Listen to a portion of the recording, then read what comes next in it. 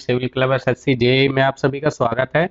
और last time अभी हमने कंप्लीट किया है एनारोबिक फिल्टर, जिसमें सीएसटीआर और यूएसबी जैसे हमने टैंक के बारे में पढ़ा है। आज हम लोग यूनिट 4 स्टार्ट करने जा रहे हैं, जो कि आपका पार्ट 2 के रिलेटेड अंतर्गत आता है।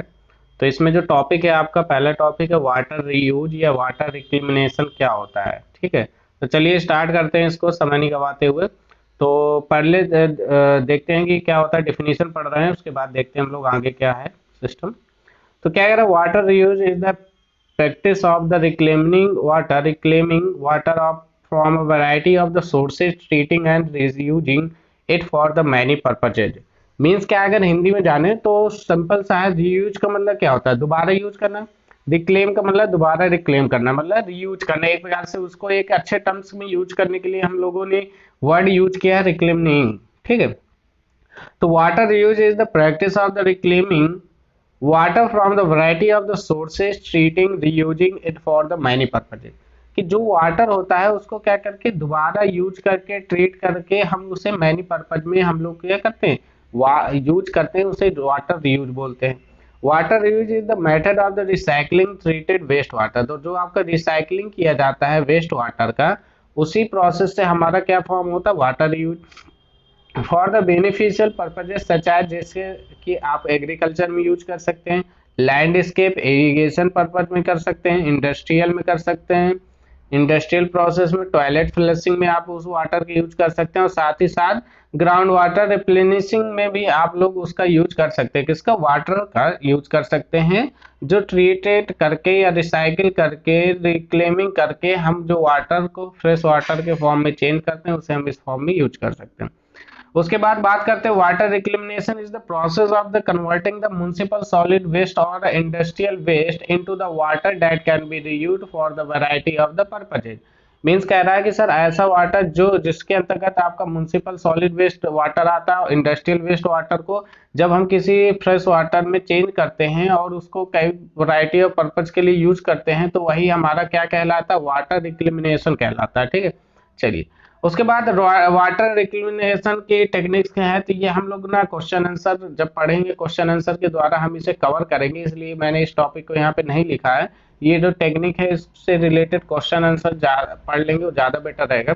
और साथ ही साथ जो पब्लिक हेल्थ है, एनवायरमेंट इशूल इन वाटर रीयूजेज, इसे भी हम लोग किसके द्वारा कंप्लीट करेंगे, क्वेश्चंस के द्वारा ही कंप्लीट करेंगे, क्योंकि इसमें बहुत ही अजीब सी थ्योरी है, मुझे कुछ ज़्यादा खास नहीं लगी, इसलिए मैंने इससे जो क्वेश्चन बनाऊंगा या क्वेश्चन मुझे मिलेंगे तो मैं वो क्वेश्चन आपको बता दूंगा, जिससे ये टॉपिक आपका क्लियर हो जाएगा। चलिए नया टॉपिक है आपका, क्या है, एग्रीकल्चर एंड लैंडस्केप इरिगेशन। ये क्या होता है, तो क्या कह रहा है, by using the waste water for the irrigation cereal fibre and vegetable crops as well as the land crops the decades. During this time, the both quantity and the quality have been enhanced from raw wastewater to secondary and even tertiary treated wastewater। देखिए उसके कहने का मतलब क्या है कि जो आप वेस्ट वाटर यूज कर रहे हैं इरिगेशन में, सीरियल फाइबर के रूप में या वेजिटेबल में यूज कर रहे हैं, साथ ही साथ जो लैंडस्केप में आप कर रहे हैं, तो उससे जो डिकेट्स फॉर्म हो रहा है ड्यूरिंग दिस टाइम, इस टाइम द बोथ क्वांटिटी और क्वालिटी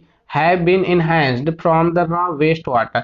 तो क्या हो जाता है, जिससे हमारे जो वेस्ट वाटर, जो रॉ वेस्ट वाटर हो, उसकी क्वालिटी और क्वांटिटी क्या हो जाती है, अच्छी हो जाती है। And the to secondary and even tertiary treated waste water, तो जो आपका सेकेंडरी जो टर्सरी वेस्ट वाटर है, उससे आपका जो पहले नंबर का जो वेस्ट वाटर है वो काफ़ी हद तक क्या हो जाता है, क्वालिटी और क्वांटिटी में बेटर हो जाता है, जिसका यूज हम एग्रीकल्चर एंड लैंडस्केप इरिगेशन के फॉर्म में कर सकते हैं। Currently, approximately one third of the reclaimed water is used for the agriculture and irrigation. 2% of the reclaimed water is used in the sector of the recreation and environment and miscellaneous urban usage. Industry, groundwater recharge and रिस्ट्रिक्टिवली। इसका कहने का मतलब है कि हमारे पूरे अर्थ में 1/3 जो आपका रिक्लेम्ड वाटर होता है, मान लीजिए जो आपने वाटर साफ किया, रिक्लेम्ड किया, उसके लिए रिसाइकिल करके, तो उसका जो 1/3 है ना, वो आपका एग्रीकल्चर में यूज होता है, इरिगेशन में 2% जो यूज होता है वो आपका अदर पर्पजेज जस्ट लाइक आपका रिक्रिएशन एंड इन्वायरमेंट पर्पज में या मिसलेनियस अर्बन यूजेज में हो सकता है, इंडस्ट्री के पर जैसे मैंने बताया टॉयलेट फ्लशिंग में भी यूज कर सकते हैं, industrial and ground water recharge के फॉर्म में भी आप इसे यूज कर सकते हैं। ठीक है। Reclaimed water including the response for the crops and the risk assessment of the environment, soils and the groundwater and human exposure।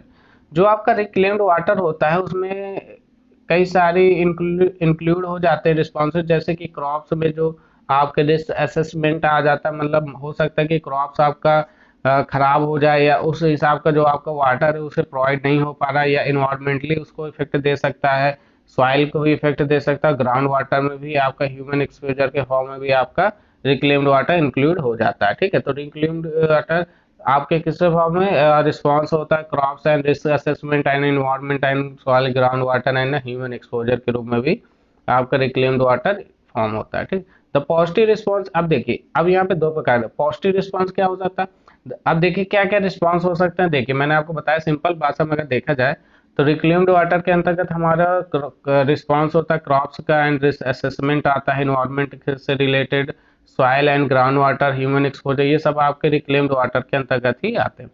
Positive response की बात की जाए तो reclaimed water irrigation on crop growth and yield with the acceptable product quality was found as the result of exposure of the reclaimed water।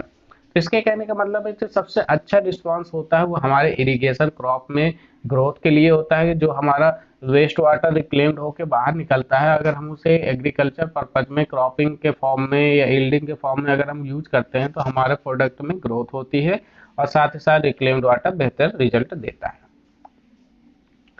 अगला topic है ground water recharge with reclaimed water. तो देखिए क्या होता है, ground water recharge with reclaimed municipal waste water presents a wide spectrum of technical and health colleagues that must be carefully evaluated prior to undertaking a project. ठीक है। तो कहने का मतलब है कि जो ग्राउंड वाटर रिचार्ज होता है with reclaimed municipal solid waste water, जो रिक्लेम्ड आपका म्युनिसिपल सॉलिड वेस्ट वाटर को रिक्लेम्ड किया जाता है, जिसमें क्या हो सकते हैं बहुत सारे प्रेजेंट होते हैं wide spectrum technical and health challenges. ठीक है। जिसमें बहुत सारे प्रॉब्लम्स किस फॉर्म में होती है आपकी टेक्निकली हो सकता है, हेल्थ चैलेंजेज हो सकते हैं, और साथ ही साथ carefully evaluated the priority of the understanding the project. Means इसका पूरा कहने का मतलब क्या, देखिए जो कि ये यहाँ पे जो लैंग्वेज है बहुत ही अजीब सी लैंग्वेज है, मैं इसको एक सिंपल वे में बता देता हूँ कि ग्राउंड वाटर रिचार्ज को जब हम रिक्लेम्ड वाटर से इंक्लूड करते हैं तो हम इस चीज़ को बहुत ध्यान देते हैं कि कहीं वो हमारा वाटर हमारे हेल्थ पे तो इफेक्ट नहीं पड़ रहा है या हमारे टेक्निकली किसी चीज़ पे तो अनइफेक्टेड तो नहीं है। ठीक है। इसे हमें सबसे पहले समझना होता है तभी हम उस चीज़ को यूज कर सकते हैं। साथ ही साथ कह रहा है at the present sum under uncertainty with the respect of the health risk consideration. तो कई बार होता है कि हम लोग वाटर को अच्छे से ट्रीटमेंट नहीं करते और यूज कर लेते हैं, जिससे हेल्थ रिस्क कंसीडर्स हो सकते हैं। Have the limited expending the reclaimed municipal solid waste water for the ground water recharge, जिससे क्या होता है हमारा ग्राउंड वाटर रिचार्ज भी इफेक्ट पड़ता है, और specially when the large portion of the ground water contains reclaimed water that may the affect the domestic water supply. तो अगर आपका बहुत ज़्यादा का मतलब कि जितना रिक्लेम्ड वाटर आप यूज़ कर रहे हो उससे कहीं ज़्यादा अगर आपका रिक्लेम्ड वाटर बहुत ही ज़्यादा क्वांटिटी में अगर ग्राउंड वाटर में आ जाता है तो वही ग्राउंड वाटर में आपका परमेबल होकर वही आपका reclaimed water domestic water supply के साथ इंक्लूड हो जाता है, और उससे बहुत ही अजीब से इफेक्ट पड़ सकते हैं, बहुत ही मतलब जैसे आपके हेल्थ में प्रॉब्लम हो सकती है। मतलब कुल मिला के ये कहने का मतलब है कि जो आपका रिक्लेम्ड वाटर है अगर एक आप लिमिट पर्पज पे यूज कर रहे हैं तो बेटर है, और अगर लिमिट हट जाती है अनलिमिटेड हो जाता है तो फिर वो चीज़ आपको नुकसान दे सकती है, किस फॉर्म में, डोमेस्टिक वाटर सप्लाई के फॉर्म में। उसके बाद बात करते हैं ग्राउंड वाटर रिचार्ज गाइडलाइंस कौन कौन सी हो सकती है। तो ग्राउंड वाटर रिचार्ज में जो पहली गाइडलाइंस है उसमें क्या कह रहा है कि the recharging capacity of the pits increases with their area and cross section, hence it always advisable to construct a large pit as possible। ठीक है। ठीक है बेटा, मैं आपको बता देता हूँ, इसे राइट डाउन कर लीजिएगा और इसे एक बार पढ़ते जाइए, क्योंकि देखिए ये कोई ऐसा टॉपिक नहीं है कि बहुत ज़्यादा इंटरेस्टिंग है, ये बिल्कुल थ्योरी है। इसे आप एक बार पढ़ लेंगे तो दिमाग में चीज़ें याद रहेंगी, हाँ कुछ ऐसा ग्राउंड वाटर रिचार्ज में गाइडलाइंस में कुछ ऐसी चीज़ें बताई गई। ठीक है। क्योंकि ये इनका कोई लिमिट नहीं है कि ये कोई डिफिनीशन नहीं कि 4 लाइन की डिफिनीशन बता दी ओवर हो गया, गाइडलाइंस है बहुत सारी हो सकती है। ठीक है। तो मैंने कुछ इंपॉर्टेंट गाइडलाइंस ले ली हैं। ठीक है। तो चलिए दूसरा पॉइंट क्या कह रहा है, the side slopes of the recharge pit should be 2:1। 2:1 का मतलब अगर 2 वर्टिकल जा रहा है तो 1 हॉरिजेंटल जाएगा, या 1 हॉरिजेंटल जा रहा है या 2 हॉरिजेंटल जा रहा है 1 वर्टिकल जाएगा, ऐसे ठीक है, 2 horizontal 1 vertical. As the slope steep slopes reduce the clogging and the sedimentation on the wall of the पिट्स।